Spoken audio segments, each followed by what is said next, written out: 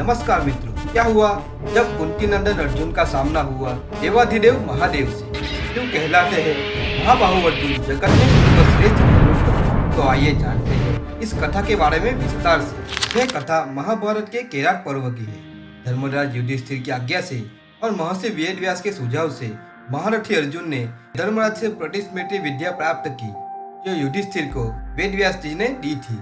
वह विद्या प्राप्त करके अर्जुन देवराज इंद्र से समस्त अस्त्र विद्या प्राप्त करने की इच्छा से इंद्रकील पर्वत की ओर प्रस्थान किया। हिमालय और गंधमादन पर्वत को लांघकर उन्होंने दिन रात चलते हुए सभी दुर्गम स्थानों को पार किया।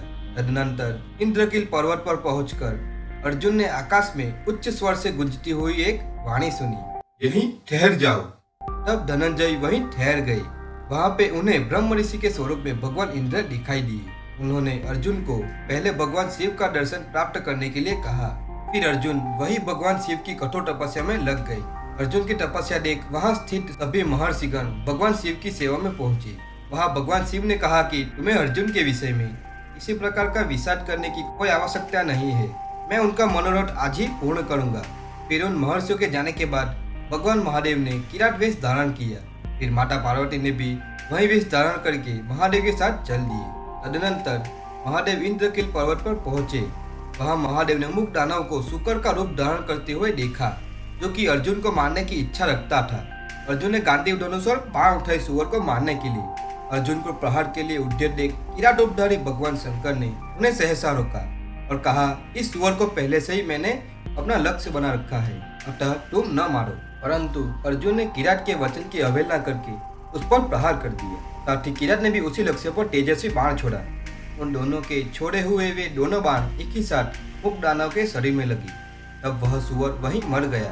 अर्जुन ने प्रसन्नचित होकर वह किराट को देखा और उनसे उनका परिचय पूछा और कहा, यह सुअर तो मेरा लक्ष्य था, आपने क्यों उस पर बाण मारा?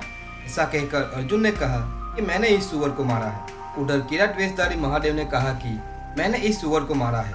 फिर किराट और अर्जुन में युद्ध शुरू हुआ। अर्जुन ने बाणों से उस पर प्रहार आरंभ किया। तब किराट ने प्रसन्नचित से अर्जुन के छोड़े हुए सभी बाणों को पकड़ लिया।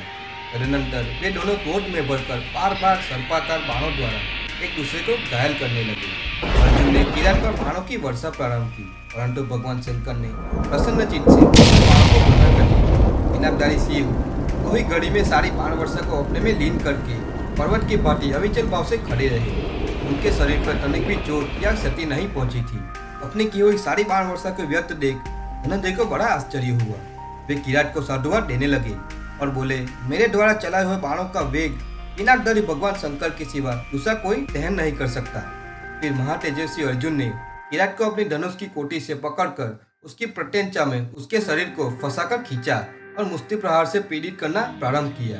अर्जुन ने जब धनुष की कोटी से प्रहार किया, तब उस पर्वतीय किराट ने अर्जुन के उस दिव्य धनुष को भी अपने में लीन कर लिया। तदनंतर धनुष के ग्रस्त हो जाने पर अर्जुन हाथ में तलवार लेकर खड़े हो गए और युद्ध का अंत कर देने की इच्छा से वेग पूर्वक उस पर प्रहार किया। अर्जुन ने अपनी भुजाओं की पूरी शक्ति लगाकर किराट के मस्तक पर उस तीक्ष्ण धार वाली तलवार से वार किया, परंतु उसके मस्तक से टकराते ही वह उत्तम तलवार टूक टूक हो गई। तब अर्जुन ने वृक्षों और शिलाओं से युद्ध करना आरंभ किया। तब विशालकाय किराट भी भगवान शंकर ने उन वृक्षों और शिलाओं को भी ग्रहण कर लिया। यह देखकर महाबली कुंती कुमार अपने वज्र तुल्य मुक्कों से भगवान शिव पर प्रहार करने लगे। तदनंतर किराट रूपी भगवान शिव भी अत्यंत दारुण दुस्सह मुक्कों से मारकर अर्जुन को पीड़ा देने लगे। इतो घमासान युद्ध में लगे हुए पांडुनंदन अर्जुन तथा किराट रूपी शिव के मुक्कों का एक दूसरे के शरीर पर प्रहार होने से बड़ा भयंकर शब्द होने लगा। उन दोनों का वह रोमांचकारी बाहुयुद्ध 2 घड़ी तक चलता रहा। तत्पश्चात बलवान वीर अर्जुन ने अपनी छाती से किराट को बड़े जोर से मारा। तब महाबली किराट ने भी विपरीत चेष्टा करने वाले पांडुनंदन अर्जुन पर आघात किया। उन दोनों की भुजाओं के टकराने और वक्षस्थलों के संघर्ष से उनके अंगों में धूम और चिंगारियों के साथ आग प्रकट हो जाती थी। तदनंतर महादेव जी ने अपने अंगों से दबाकर अर्जुन को अच्छी तरह पीड़ा दी और उनके चित्त को मूर्छित सा करते हुए उन्होंने तेज तथा रोष से उनके ऊपर अपना पराक्रम प्रकट किया। महात्मा भगवान शंकर के द्वारा बलिबाणी नियंत्रित हो जाने के कारण अर्जुन की श्वास क्रिया बंद हो गई। वे निष्प्राण के भांति चेष्टाहीन होकर पृथ्वी पर गिर पड़े। 2 घड़ी तक उसी अवस्था में पड़े रहने के पश्चात जब अर्जुन को चेत हुआ, तब वे उठकर खड़े हो गए। उस समय उनका सारा शरीर खून से लथपथ हो रहा था। वे बहुत दुखी हो गए थे। तब वे पिनाकधारी भगवान शिव की शरण में गए। और मिट्टी की वेदी बनाकर उसी पर पार्थिव शिव की स्थापना करके पुष्पमाला के द्वारा उनका पूजन किया। कुंती कुमार ने जो माला पार्थिव शिव पर चढ़ाई थी वह उन्हें किरत के मस्तक पर पड़ी दिखाई दी। यह देखकर पांडव श्रेष्ठ अर्जुन हर्ष से उल्लासित हो अपने आपे में आ गए और किराट रूपी भगवान शंकर के चरणों में गिर पड़े। उस समय तपस्या के कारण उनके समस्त अवयव क्षीण हो रहे थे। उन्हें इस अवस्था में देखकर भगवान भव उन पर बहुत प्रसन्न हुए और मेघ के समान गंभीर वाणी में बोले, मैं तुम्हारे इस अनुपम पराक्रम, शौर्य और धैर्य से बहुत संतुष्ट हूँ।